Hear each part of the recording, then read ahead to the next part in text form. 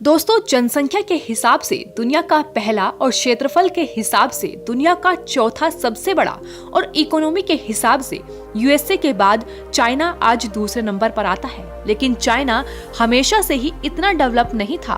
1980 तक चाइना काफी ज्यादा गरीब देशों में से एक हुआ करता था और ना तो उस वक्त चाइना की इकोनॉमी इतनी ज्यादा थी और ना ही वहाँ पर इतनी ज्यादा डेवलपमेंट थी। लेकिन पिछले 30 से 35 सालों में चाइना ने आखिर ऐसा क्या किया है कि दुनिया की दूसरी सबसे बड़ी इकोनॉमी बनकर उभर गई। इतना ही नहीं, 1980 में वहाँ पर बहुत ज्यादा गरीबी थी। वर्ल्ड बैंक की एक रिपोर्ट के मुताबिक चाइना ने 1981 से 2012 के बीच 800 मिलियन यानी कि 80 करोड़ लोगों को गरीबी रेखा से ऊपर उठाया है। 1981 में चाइना का पुअर्टी लेवल 85% था, जिसे 2012 आते आते 6.8% पर लाकर रख दिया। 2012 के बाद 6 सालों में 2018 तक वहां पर अब केवल 2% ही गरीब लोग रहते हैं, जबकि भारत में 1981 में चाइना के मुकाबले स्थिति ज्यादा बेहतर थी। लेकिन भारत में अभी भी 12.4% आबादी यानी कि 17 करोड़ लोग गरीबी रेखा से नीचे आते हैं। चाइना ने न केवल अपने लोगों की गरीबी दूर की, बल्कि कई चीजों में दुनिया का लीडर भी बन गया। आपको शायद ये सुनकर हैरानी होगी कि आज दुनिया की 25% इलेक्ट्रिसिटी केवल चाइना ही प्रोड्यूस करता है। दुनिया में सबसे अधिक हाइड्रो इलेक्ट्रिसिटी प्रोड्यूसर में भी चाइना नंबर 1 पर आता है और दूसरे नंबर पर सबसे ज्यादा हाइड्रो इलेक्ट्रिसिटी प्रोड्यूस करने वाला देश ब्राजील है। चाइना इससे 50% ज्यादा हाइड्रो इलेक्ट्रिसिटी प्रोड्यूस करता है, यानी कि चाइना तकरीबन 2 गुनी इलेक्ट्रिसिटी प्रोड्यूस करता है ब्राजील की अपेक्षा। दुनिया में कोल प्रोड्यूस करने के मामले में भी चाइना नंबर 1 पर आता है। आपको बता दें कि दुनिया का 50% कोल अकेले चाइना प्रोड्यूस करता है। दुनिया के 48% स्मार्टफोन मार्केट पर अकेले चाइनीज स्मार्टफोन कंपनियों का कब्जा है, क्योंकि दुनिया के 70% मोबाइल फोन अकेले चाइना प्रोड्यूस करता है। दुनिया का 50% स्टील अकेले चाइना प्रोड्यूस करता है और इतना स्टील प्रोड्यूस करता है कि उसकी खपत के हिसाब से दुनिया की 33% कारें अकेले चाइना प्रोड्यूस करता है।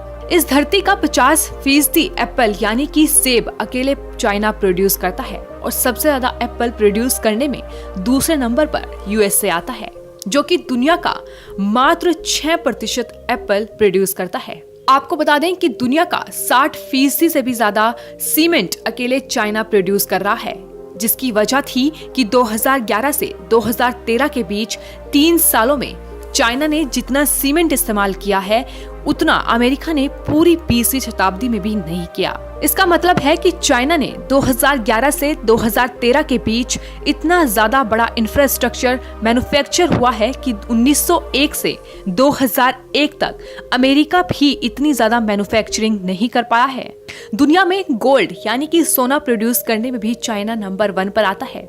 दुनिया का 13% सोना अकेले चाइना प्रोड्यूस कर रहा है। इन सभी बातों से अंदाजा लगा सकते हैं कि चाइना जिस भी चीज को प्रोड्यूस कर रहा है वो बड़ा और लार्ज स्केल पर ही होता है और फिर पूरी दुनिया उस चीज का मुकाबला ही नहीं कर पाती है। इतना ही नहीं, दुनिया के 70% खिलौने अकेले चाइना ही प्रोड्यूस करता है और दूसरे नंबर पर आता है यूएसए, जो केवल दुनिया के 2% खिलौने ही प्रोड्यूस कर रहा है। दुनिया की 40% शिप बिल्डिंग इंडस्ट्री यानी कि समुद्री जहाज बनाने की इंडस्ट्री पर अकेले चाइना का ही कब्जा है। दोस्तों, आपको बता दें कि चाइना जिस भी फील्ड में उतरता है वो पूरी दुनिया को उस फील्ड में डोमिनेट ही कर देता है। इसका मतलब है कि चाइना में हर चीज इतनी ज्यादा स्केल पर प्रोड्यूस की जाती है कि दुनिया उसका मुकाबला ही नहीं कर पाती है। इसका मतलब है कि दुनिया में अगर किसी प्रोडक्ट की कीमत 100 रुपये है तो चाइना उसी प्रोडक्ट को इतना ज्यादा प्रोड्यूस कर देगा कि उसकी कीमत तो बिल्कुल कम कर देगा, लेकिन प्रॉफिट उतना ही कमाएगा। यही कारण है कि जब भी चाइनीज कंपनियां किसी दूसरे देश में आती हैं तो उस देश की मार्केट को पूरी तरह से डोमिनेट कर देती है, क्योंकि दूसरे देश चाइना की लो प्राइस को कम्पीट ही नहीं कर पाते हैं और धीरे धीरे हर देश की मार्केट पर चाइना कब्जा करता जाता है। 1990 में चाइना की ग्लोबल मार्केट में केवल 30% की हिस्सेदारी थी। वहीं आज चाइना 70% मार्केट शेयर के साथ दुनिया का नंबर 1 एक्सपोर्टर यानी कि निर्यात करने वाला देश बना हुआ है। अब भी सवाल यही है कि चाइना ने पिछले 30 सालों में इतनी तरक्की आखिर कैसे की? तो उसका आंसर बिल्कुल सिंपल है, उन्होंने सबसे ज्यादा अपने इंफ्रास्ट्रक्चर को काफी मजबूत किया है। दोस्तों, इस समय चाइना में दुनिया का सबसे बेस्ट इंफ्रास्ट्रक्चर मौजूद है। वहाँ पर दुनिया के best flyovers, bridge, highway, 24/7 electricity मौजूद है, जो कि वहाँ पर बिजनेस के लिहाज से काफी ज्यादा बेस्ट है। इस बेस्ट इंफ्रास्ट्रक्चर ने वहाँ पर इन्वेस्टमेंट के बहुत ज्यादा रास्ते खोल दिए हैं और यहाँ पर दुनिया की सबसे तेज ट्रांसपोर्टेशन सिस्टम है। वहाँ पर दुनिया का सबसे फास्टेस्ट रेलवे स्टेशन मौजूद है। चाइना ये सब अपने इंफ्रास्ट्रक्चर की वजह से ही नहीं पॉसिबल कर पाया है, बल्कि चाइना जो कि दुनिया के इन्वेस्टर को अपनी ओर आकर्षित करता है, वो है वहाँ के स्किल्ड वर्कर। दुनिया में इस वक्त सबसे ज्यादा 786 मिलियन यानी कि 58 करोड़ से भी ज्यादा स्किल्ड वर्कर मौजूद हैं। अब वर्कर तो भारत में भी मौजूद हैं और चाइना से सस्ती भी है, लेकिन भारत में स्किल्ड वर्कर मौजूद नहीं है क्योंकि भारत का एजुकेशन सिस्टम स्किल डेवलपमेंट पर फोकस नहीं करता है, जबकि चाइना ने 1980 में ही वहाँ पर स्टूडेंट के स्किल डेवलपमेंट पर फोकस किया। जहाँ भारत में कुछ गिने चुने स्किल्ड वर्कर हैं भी, लेकिन जितना काम ये 8 घंटे में करते हैं उतना ही काम चाइना के स्किल्ड वर्कर इसके आधे घंटे में पूरा कर लेते हैं। यही वजह है कि आज दुनिया की लगभग हर एक कंपनी अपने प्रोडक्ट चाइना में मैन्युफैक्चर करवाती है, क्योंकि वर्तमान में इस वक्त चाइना यूएसए के बाद दुनिया की दूसरी सबसे बड़ी इकोनॉमी बन चुका है। चाइना की जीडीपी वाइज पर कैपिटल इनकम जो कि 1991 में जहां भारत और चाइना की जीडीपी पर कैपिटल इनकम लगभग $1100 थी, लेकिन वर्तमान में चाइना की जीडीपी पर कैपिटल इनकम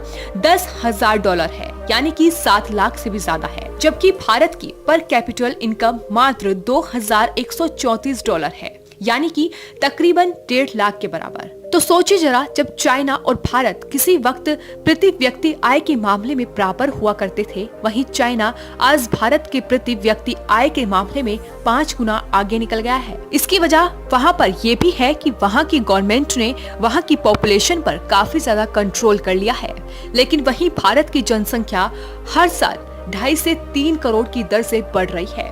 अब जिस देश की जनसंख्या इतनी तेजी से बढ़ रही हो, तो वो देश तरक्की कैसे करेगा? चाइना ने केवल निवेश के द्वार ही नहीं खोले, बल्कि उन्होंने वहाँ पर हर एक चीज के लिए अलग अलग हब बना दिए हैं, जिससे कि कारोबार बढ़ाने में आसानी होती है।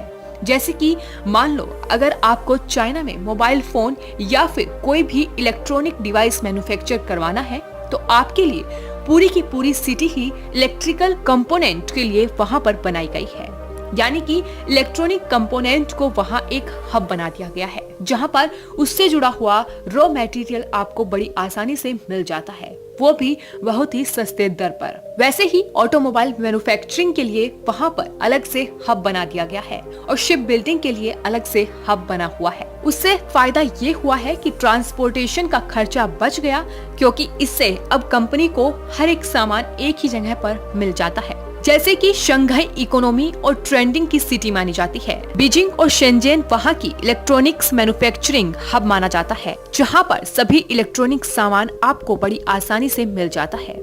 दोस्तों, इस तरह चाइना ने अपनी इकोनॉमी को मात्र 30 सालों में ग्रो किया।